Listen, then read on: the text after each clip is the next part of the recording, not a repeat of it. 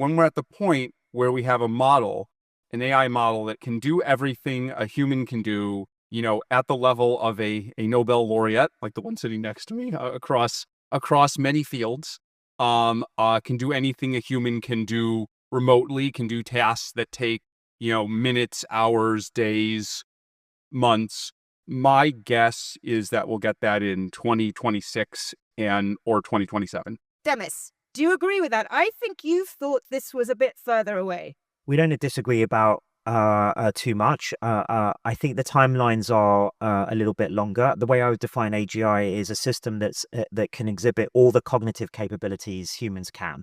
And that's important because the human mind is the only example maybe that we know of in the universe that is a general intelligence. Of course, how to test that is the big question. The one I'm really looking for and why I think it's a little bit further out, maybe 50% chance of in 5 years' time, so maybe by the end of the decade, I think we don't have systems yet that could have invented general relativity when Einstein did with the information that he had available at the time. Or another example I give is, can you invent a game like Go, not just play a great move like Move 37 or build AlphaGo that can beat the world champion? Could you actually invent a game that's as beautiful aesthetically and so on as Go is?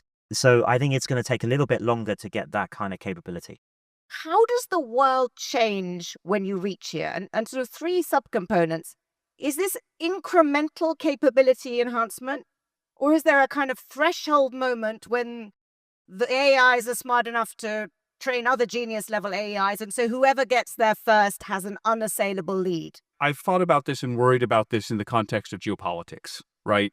Where, if I think about what happens if one part of the world is able to make AIs that build AIs faster than another part of the world. I think that's an area of worry, and I worry in particular that authoritarian states, if they got ahead in this, could imperil everything that we hold dear. And, I've always wanted to make sure that doesn't happen. This is happening at the same time as we are in the midst of a massive geopolitical shock. We have the United States under the new administration tearing up all kinds of long-standing international norms. We had a very feisty speech from the Vice President Vance yesterday. How do you see the fact that in coming years we're going to be very soon getting to AGI, at the same time as I think it's not controversial to say we don't have anything like a particularly cooperative international environment? Governments need to become more aware of what's at stake. I think actually this relates to the timelines and also your other question about what happens after we have AGI. I think that people haven't understood that well enough yet. I would say that AI is, it's hard for it to be more hyped than it is right now. I would say it's overhyped in the near term, despite how, even though it's super impressive, but still underappreciated what it's going to do how much it's going to change things in the medium to longer term.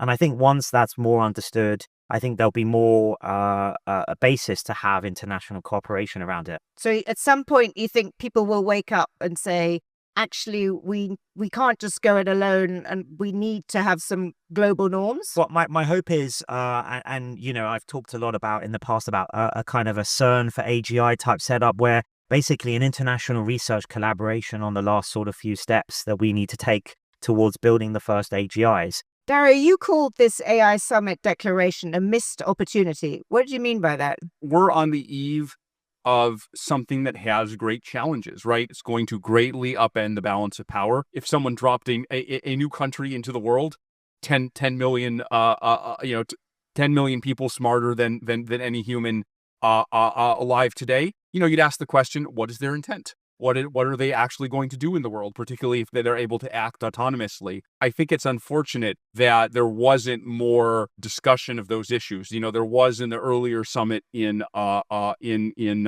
UK held in 2023, the one at Bletchley Park. I hope that future summits kind of reclaim this mantle. Put perhaps a little simplistically, the view in the US right now is we're going to go hell for leather. No real focus on regulation. We need the US to dominate this technology. And the view in Europe has been, even though we don't have an awful lot of this, we're going to regulate, and perhaps too much regulation. Demis, where do you think the balance should be and who's got it more right? you won't be surprised to hear, I think the balance needs to be somewhere in the middle of that. I think that we need to embrace the incredible opportunities that AI is going to bring. I'm especially passionate in areas of science and medicine. I think it's going to revolutionize those fields. Obviously, our work on AlphaFold and other things. I think that in the next decade, for example, most diseases might be curable with the help of AI, helping drug discovery. And I think it'll help with climate, all these massive challenges. So we've got to embrace that, and the economic benefits and productivity benefits, and individual countries and regions need to do that.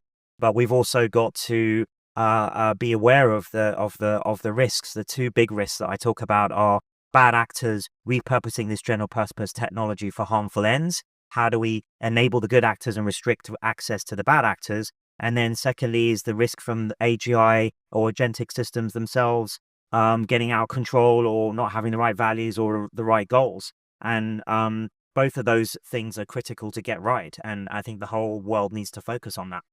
Can I ask you both of you actually, a more personal question about this? Because you are personally leading companies that are likely to be at the forefront of this. So the personal decisions you make are going to shape this technology. Do you ever worry about ending up like Robert Oppenheimer?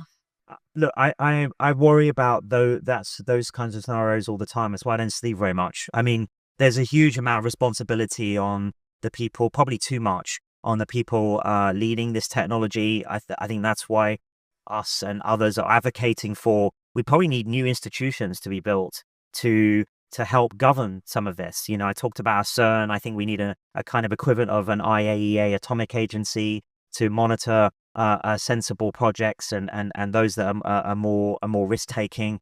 I think, you know, we need to think about the society needs to think about what kind of governing bodies are needed. Ideally, it would be something like the UN, but given the geopolitical complexities, that doesn't seem very possible. So, you know, I worry about all that all the time, and we just try to do, at least on our side, everything we can in the vicinity and influence that we have. Daria, are you sleeping well? Yeah, my thoughts exactly echo Demis. So my feeling is that almost every decision that I make feels like it's kind of balanced on the edge of a knife. Like, you know, if we don't build fast enough, then the authoritarian countries could win. If we build too fast, then the kinds of risks that Demis is talking about and that we've written about a lot, you know, could prevail. And you know, either way, I'll feel that it was my fault that, you know, we didn't make exactly the right decision. And I also agree with Demis that this idea of, you know, governance structures outside ourselves. I think these kinds of decisions are too big for any one person. We're still struggling with this, you know, as you alluded to. Not everyone in the world has the same perspective, and so, you know, some countries in a way are adversarial on this technology. But even within all those constraints, I think we somehow have to find a way to build a more robust governance structure that doesn't put this in the hands of just a few people. And even if you wanted to do that, and right now the geopolitics is not helping that, is it actually still possible? And how much has what one might call the deep seek moment, the sense that it's much easier to catch up much faster than people realized, changed your thinking about this? Because maybe it's no longer possible that a small group of leading model founders can get together and kind of define the terms. DeepSeek and these kinds of advents of these types of advances, I think, just sort of shows that some sort of international dialogue is going to be needed. These fears are sometimes written off by others as sort of Luddite thinking or deceleration and so on. But I've never heard a situation in the past where the people at the leading the field are sort of also expressing caution. We're dealing with something unbelievably transformative, incredibly powerful that we've not seen before. It's not just another technology. I think there's still a lot of, you can hear from a lot of the speeches at the summit, still people are regarding this as a very important technology, but still just another technology. I'm very struck by that. It's different in category, and I don't think everyone's fully understood that. Given that, and given that others don't get it, do you think we can avoid there having to be some kind of a disaster before minds are followed? Because let's think about the UN. The UN was born in the aftermath of World War II. It wasn't like people kind of got together. They created the League of Nations after World War I, and it didn't work. So what should give us all hope that we will actually get together and create this until something happens that demands it? If everyone wakes up one day and they learn that some terrible disaster has happened that's, killed a bunch of people or caused an enormous security incident, that would be one way to do it. Obviously, that's not what we want to happen. So, we've worked on demonstrating some of these dangers in the lab. Back in 2023, we did some work on, can AI systems, generate information that you couldn't find on Google or in a textbook that could be, useful for generating bioweapons, right? Could a terrorist or a non-state actor use this? We came to the conclusion, yeah, it's just starting to be able to do that a little bit. It's not really dangerous yet, but each model gets better than the model before it. And so every time we have a new model, we test it, we show it to the national security people. We say like, hey, this is the point we're at in terms of where the models are. Similarly, we've done a lot of research showing this kind of AI autonomy loss of control risk. So, for example, we train the model to be good and friendly and have positive pro-humanity values. Then, as an exercise in the lab, we told the model that the people who trained it, us Anthropic, were secretly evil. And after we did this, the model started lying to us. It went through the chain of logic. Okay, I'm a good AI. These people are evil. It shows the unpredictability of the systems. And I think we need substantially stronger evidence, like 10 times stronger evidence, which may or may not exist because we don't know for sure how real the risks are. But if we're able to demonstrate risks that are really compelling, and I hope we don't, I hope what we show is that actually there's nothing to worry about.